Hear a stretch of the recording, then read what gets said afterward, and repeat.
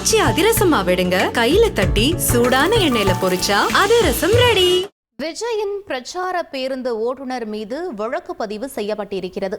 மேலும் விவரங்களை எமது செய்தியாளர் சாலமன் வழங்க கேட்கலாம். சாலமன், இவர் மீது எந்தெந்த பிரிவுகளின் கீழ் வழக்கு பதிவு செய்யப்பட்டிருக்கு? முழு விவரங்களை பதிவு பண்ணுங்க.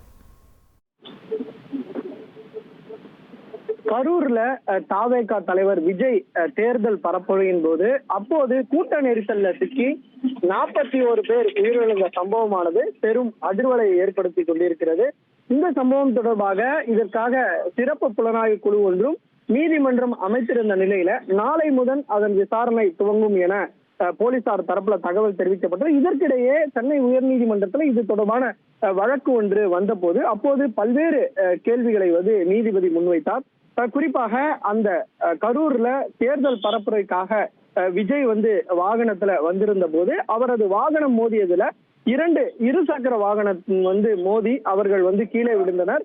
இந்த வீடியோ காட்சிகளும் சமூக வலைதளங்கள்ல வைரலான நிலையில இது தொடர்பாக அந்த பேருந்து மீது ஏதேனும் வழக்கு பதிவு செய்து பறிமுதல் செய்யப்பட்டனவா அல்ல, அது மட்டுமின்றி ஏதேனும் அந்த பேருந்து ஓட்டுநர் மீது வழக்கு பதிவு செய்யப்பட்ட என பல்வேறு கேள்விகளை முன்வைத்தார்.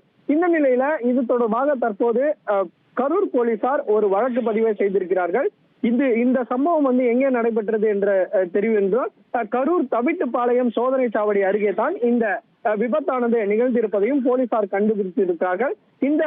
இந்த விபத்து நடைபெற்ற இடம் கரூர் தவிட்டுப்பாளையம் போலீசார் என்பது தெரியவந்திருக்கு. வேலாயுதம் பாளையம் போலீசார் இது தொடர்பாக ஒரு பிரிவின் கீழே வழக்கு பதிவு செய்து இந்த விசாரணை மேற்கொண்டு வருகின்றனர். மனித உயிருக்கு ஆபத்தை விளைவிக்கும் வகையில இந்த பிரிவானது வழக்கு பதிவு செய்து விசாரணை மேற்கொள்ளப்பட்டு வருகிறது.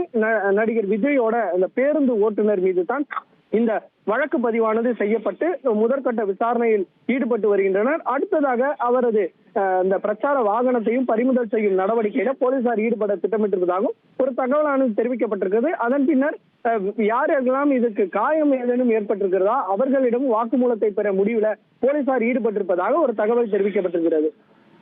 விவரங்களுக்கு நன்றி சாலமன். ஆச்சி அதிரசமா விடுங்க, கையில தட்டி சூடான எண்ணெயில பொரிச்சா அதிரசம் ரெடி.